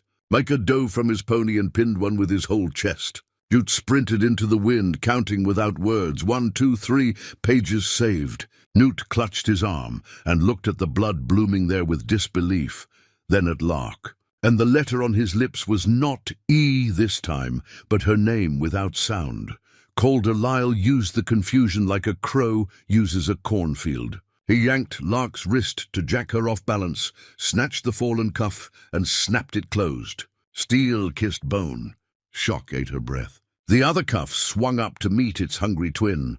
Boaz moved and checked himself in the same heartbeat because Newt stood between them, and the muzzle on the ridge still hunted paper, not men. His eyes hit Lark's, asking permission to become the thing he'd buried. She gave him the smallest shake of her head, not as refusal, but as a promise. "I am not lost yet. Stand down," Miss Carver shrilled, but it was the panic of porcelain. It broke on the rocks of what men had already decided to do: leave the pages. Calder barked at the ridge.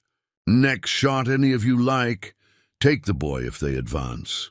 The new shooter on the ridge, elegant, precise, shifted aim a breath toward Newt again, and then back to the papers, as if enjoying Lark's dilemma as a finer wine than fear.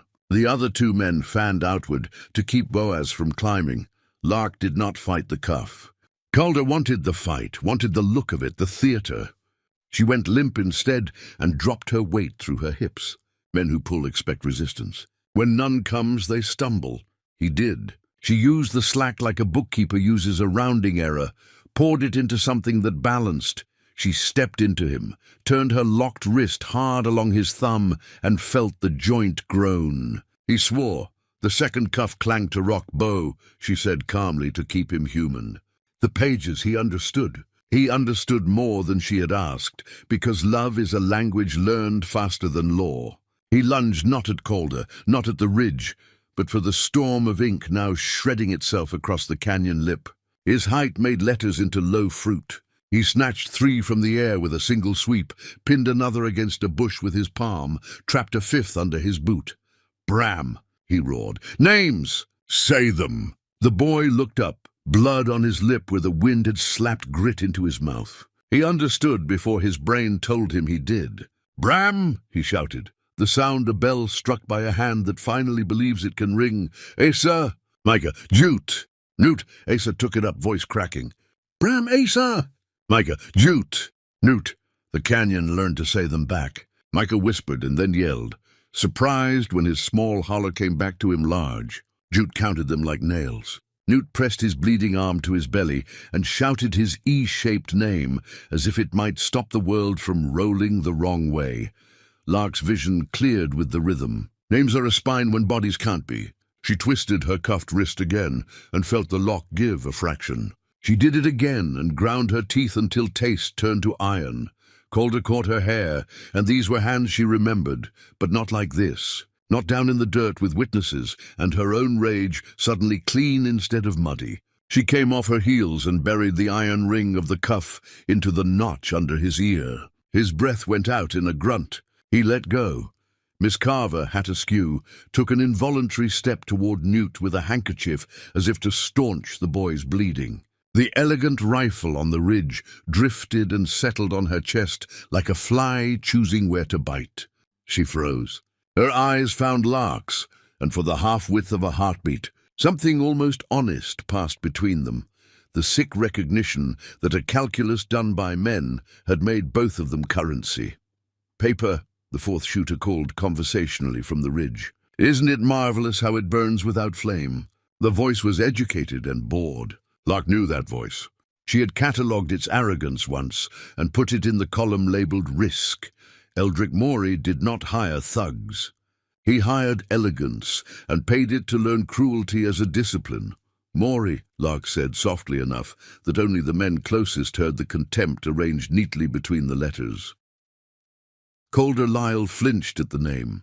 His eyes ticked uphill. The smallest crack spidered down his certainty. He had expected patronage, not supervision. "Marshal," the ridge voice drawled, amused. "You beg your supper from my table, and you do it with such appetite, but you never learned grace. I told you to bring me the woman and the book. You are not doing either particularly well. Keep talking," Lark said to Morey, pitching her voice so it would carry to the boys without becoming a shout. "Keep writing your name across this with every syllable." Morey laughed, a dry, coin-counting sound. "Charming. Did she learn rhetoric in the basement of a church or a brothel?" The line in Lark's spine that had learned to hold the world shivered. She felt the old shame try for her throat like a thief in daylight. And then she saw Newt rocking on his heels and clutching his and she reached for the shame and put it on the ground and stepped on its neck. She learned it in a kitchen, she said, while children ate. Boaz, still harvesting pages from the air, barked a small, delighted laugh that didn't belong to this cliff and this danger. And Lark loved him for that mistake that made her brave again. The wind pivoted. Papers that had been fleeing came skittering back like dogs who remembered whose whistle mattered. Boaz stuffed them into his shirt like winter. Bram piled them against a rock and sat on them like a hen. Micah set a stone on one with both palms, reverent. Asa gave Newt the corner of his shirt to bite because pain can be held between teeth if it must. End this, Maury sighed. Shoot the big one as an example and bring me the woman. No, Miss Carver said. Small, but it was a no against winter. Calder glanced at her, annoyed. Bored lady, hush. Lark, one wrist still cuffed, lifted her chin so the ridge would have to lower its barrel to find her heart. Bo, she said, voice steady. Up, he nodded. To climb was to die. To not climb was to die later. He chose his death the way a man chooses a wife. With full knowledge, without flinch, he ran for the slope. The ridge men swung their barrels. Maury's elegant rifle tracked Boaz's chest with an artist's patience. Lark saw the breath before the squeeze, the detail of it, the minute tightening of the finger, and she moved without permission from a god or a judge. She threw the cuff chain around a low mesquite branch, jumped, and used the arc to yank the branch down across the rifleman's sightline. It wasn't much. It was enough. The elegant shot broke a twig and whined past Boaz's ear instead of through his lung. Boaz hit the slope like a bear and came up roaring. One ridgeman fired and missed. The second fired and caught Boaz's sleeve. The third tried to chamber around and fumbled because fear had finally climbed into his fingers. Calder swore. He grabbed Lark's waist to wrench her away from the tree. She planted both boots, dropped her weight again, and spun on the cuff like a hinge. The move tore skin. It also unseated his balance. He went to a knee. She brought the iron ring down again, ear, temple, collarbone, short, efficient, the way a woman breaks a lock after she's found out mercy isn't a skeleton key.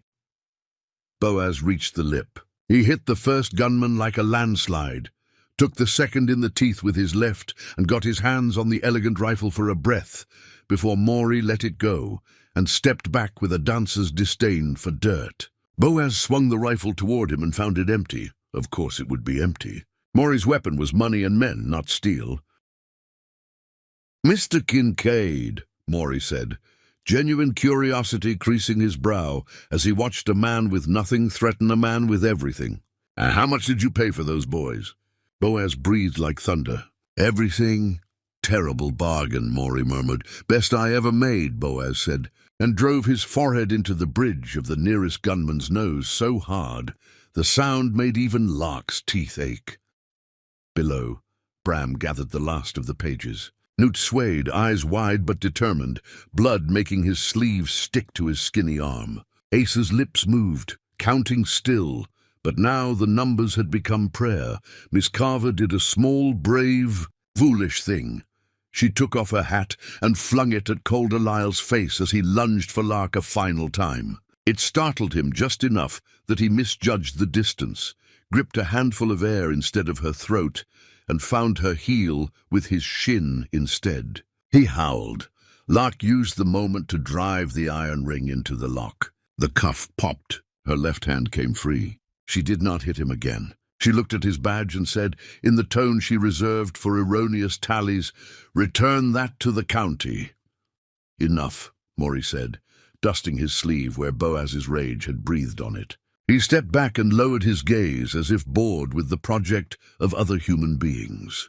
"Marshal, shoot him!" Calder wrenched his pistol up. It would take him one heartbeat to put a hole in Boaz's back. Lark could count heartbeats. She counted this one and decided to spend it. "Judge!" she screamed. It wasn't a plea. It was a summons, and the canyon answered with a new sound. Hooves. Many and the rough music of angry men who had finally found a use for their anger. The town came. Mr. Bicknell, riding muleback like a man who had never liked mules but had been willing to forgive one this morning. Mrs. Dree with her rifle, Mrs. Horowitz with a pan that had decided to be a shield, the Reverend white-faced and hatless but present, the judge on a borrowed mare with the county book strapped to his chest like a sacrament. Behind them, a swarm of neighbors who had remembered the shape of their hands.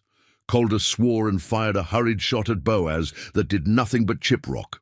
He turned his pistol toward the rush of townsfolk because cowardice always prefers the biggest target to the bravest one. Mrs. Dree shot the pistol out of his hand. "Alphabet," she reminded him. "You didn't want C." Maury measured the odds and found them less appetizing than he liked.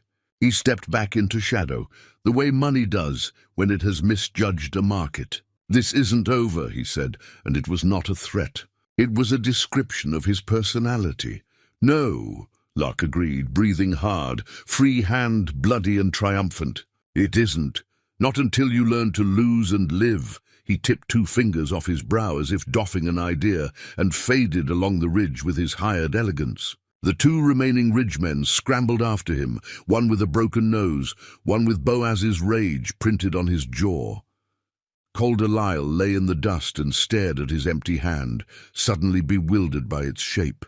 Miss Carver stood with her hat in her fist and watched the town arrive, as if witnessing a species she hadn't believed in until now.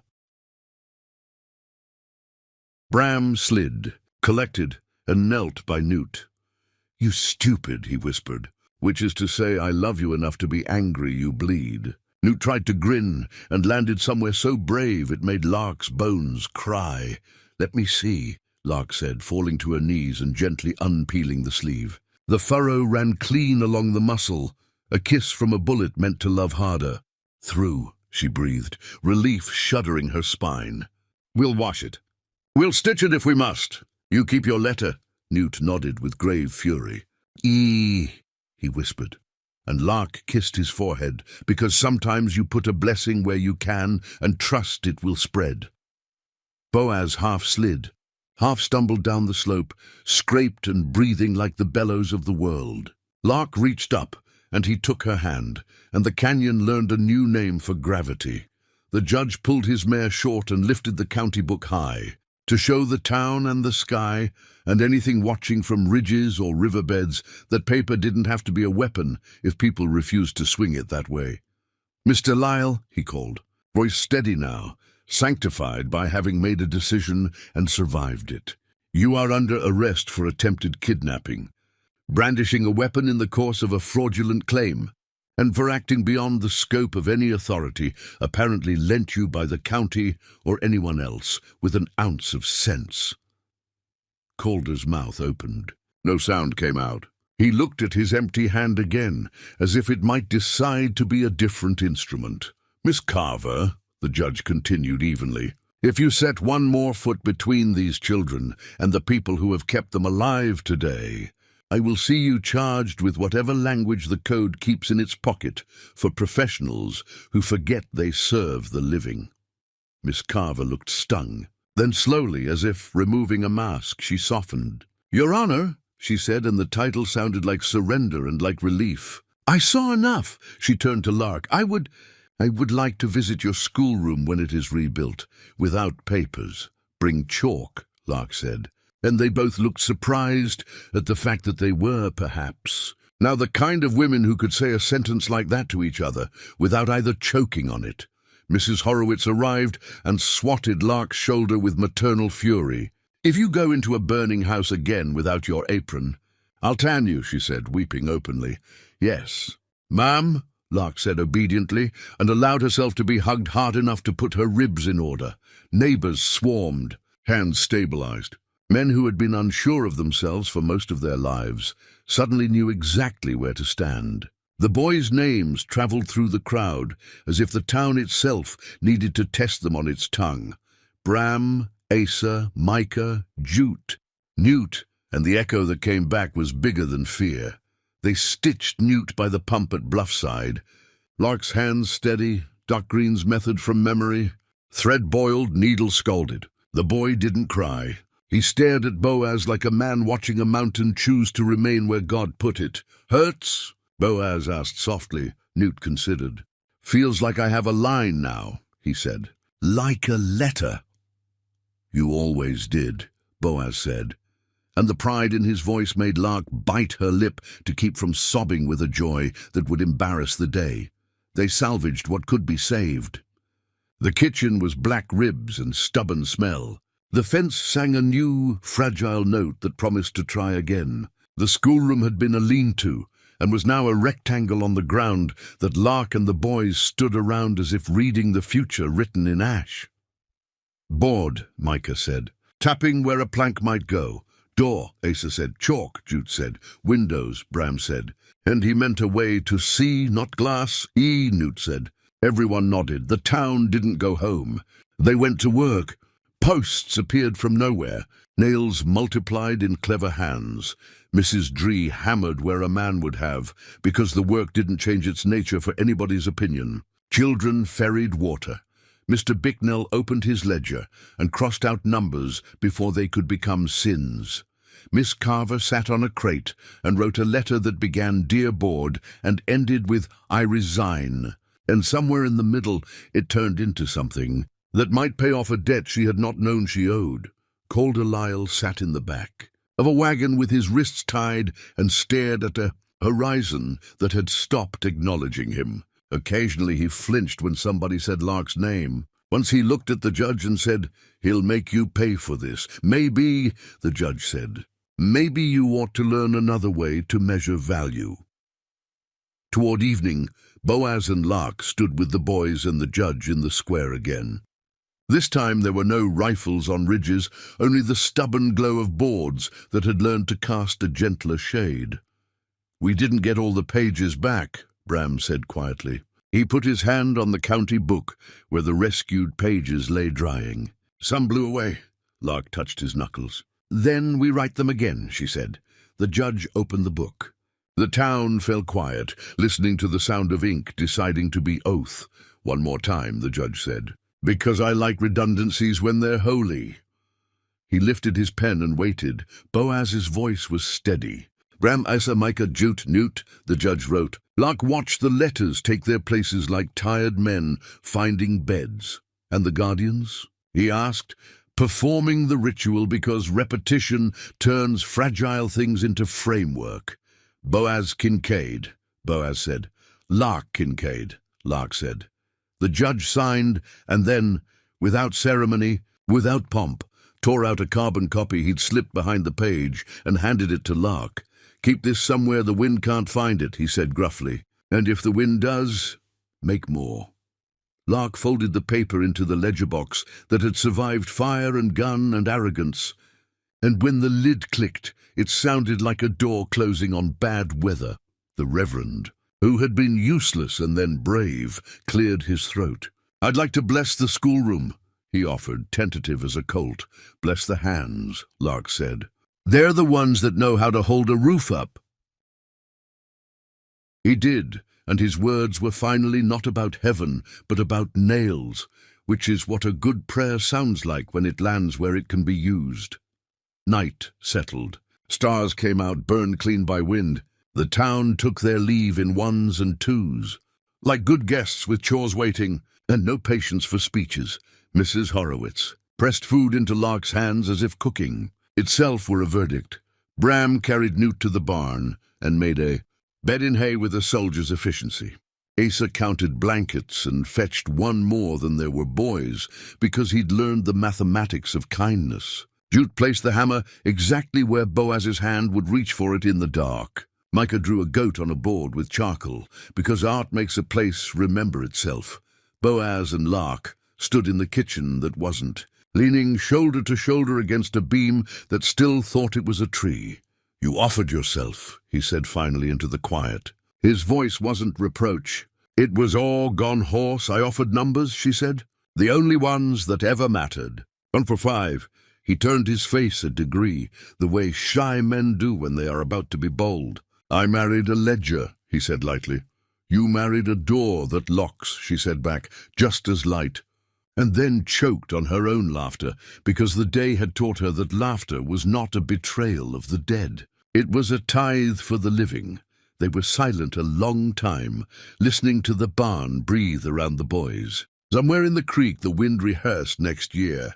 Think he'll come again?" Boaz asked, practical as a man checking his fence before the first snow. "Yes," Lark said. "Men like that always do. And men like you always stand where he has to shoot through you to reach anything worth killing.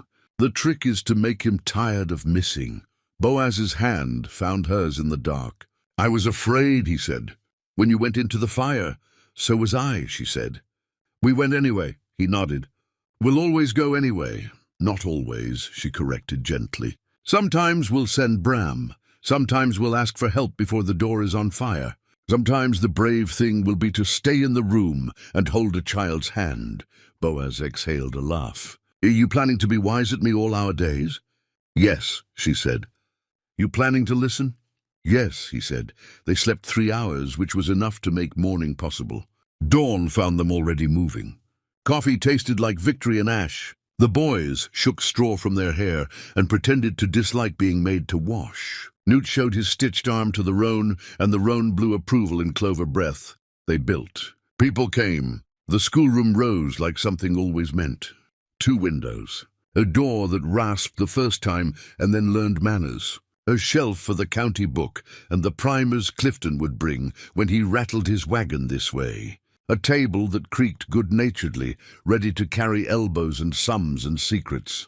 At noon, Miss Carver returned with a trunk. She opened it without a speech. Slate boards lay inside and chalk, and readers with corners thumbed by children who had taught themselves to be careful. She lifted a primer and held it in both hands as if presenting a child. "For your school," she said. "No paper." "Thank you," Lark said. "I was wrong," Miss Carver added, staring at the doorframe as if addresses were written there. "About where children should be when men do this kind of work." She took a breath that had learned humility overnight. "Children are where the world either gets better or doesn't." The Reverend nodded, surprisingly fierce. "Amen," he said to a sentence that sounded a lot like arithmetic. Boaz hung the small bell Lark had bartered from Mr. Bicknell with a promise of winter calves. It had a voice clear enough to slice morning. Lark rang it once to see what would happen. The boys came at a run, hair damp, hands rough, eyes bright. "Lesson," Lark said. "First word." She picked up chalk, hesitated, and held it out to Bram. "You choose." Bram looked at the others, and for once he didn't force himself to be the shore they broke against. "Newt chooses," he said, voice soft and sure. Newt took the chalk with his stitched arm held awkwardly aloft. He wrote, wobbling and precious, "Home." Silence settled. It was not the quiet of fear. It was the quiet of arrival. Second word. Lark managed through a throat that had more river in it than voice. "Asa," Boaz prompted, smile tucked into his cheek for later. Asa wrote, "Enough." Jute added, "Work." Micah drew his goat again, and then, below it, wrote goat because art and clarity are not enemies. Bram wrote last. He hesitated over letters, as if each were a stone he could throw or step on. Then he printed slow, careful, "Mother." Lark closed her eyes. When she opened them, the room had not vanished, which felt like a miracle, cheeky enough to be trusted. "Recess," she croaked, and the boys exploded outward, like a prophecy that had decided to stick around to see what it looked like when it was fulfilled. Boaz came to stand with her at the window. Outside, the boys chased the roan's tail and each other's noise. The wind lifted the bell's tongue and let it speak without hands. "We did it," he said. "No," she corrected gently.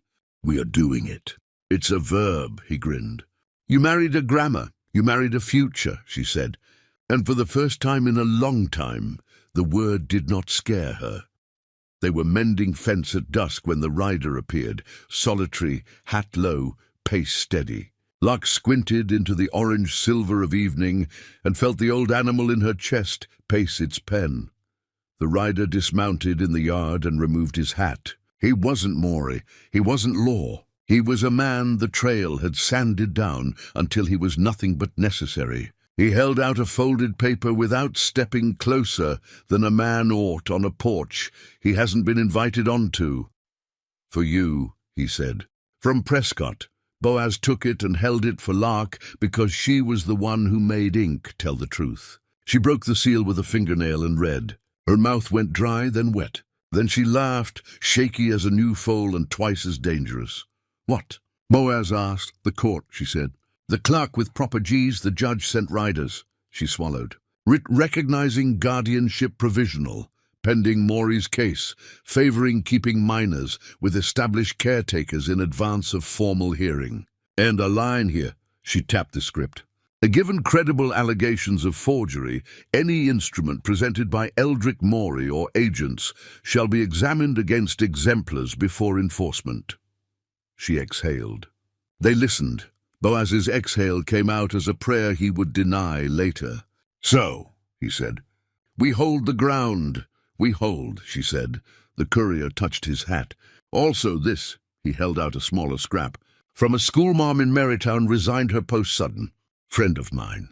Said to tell you she hopes to be the kind of woman who knows when to put chalk down and pick a child up."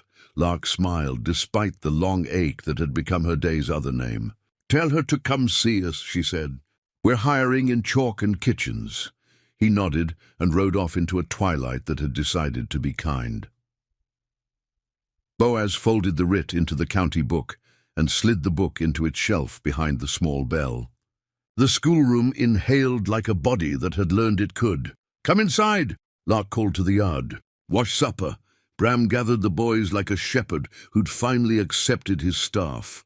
Newt ran ahead so he could be the first to touch the bell and make it speak. Asa counted places. Jute fetched bowls. Micah tucked the goat drawing into a crack in the wall like a saint.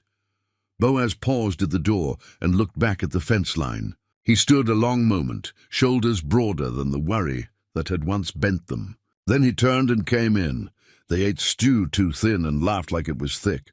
They told the story of the day wrong on purpose, making Calder shorter, Maury smaller, the ridge closer. Their bravery less so future fear wouldn't try to match it and fail. After bowls were scraped, Lark took out the saved pages and the county copy and smoothed them under her palm. "Again," she said. "For habit." And they spoke their names and the room learned to remember. Later, when the boys were the plural of sleep and the creek had decided to gossip only with itself, Boaz and Lark sat on the porch with their backs against the wall of a home still making itself. "Tomorrow," he said. "Posts," she said. "School," he said. "Bread," she said. "Letters," he said. She said. Smiling into the dark, he reached for her hand. She gave it. He was careful of her bruised wrist. He kissed the place the iron had bitten, and did it with a reverence that would have made a church envious. "I love you," he said simply. "I know," she said. "I married you anyway," he laughed softly. "Reckon it makes me yours now?" "Reckon it does," she said. Wind crossed the yard, slow as a hymn. The small bell moved in its sleep and did not wake. The schoolroom held. The fence stood. The ledger on the shelf kept silent watch, like a book that had finally learned its job was mercy. Out beyond the last post, dark, gathered in the places where men like Eldrick Maury liked to count their money and their excuses. It would gather again. It always does. But inside the fence 5 boys dreamed of letters and goats, and a woman who had once been chased by paper had made paper into a door, and a man who had once been only a height had made himself a roof. The night did not bless them. It simply did not devour them, which is sometimes what blessing looks like when it is honest. And in that quiet, Lark rested her head against Boaz's shoulder and felt the world, at last, decide to be habitable. 2 more great stories are next. Don't miss them. Subscribe and turn on notifications.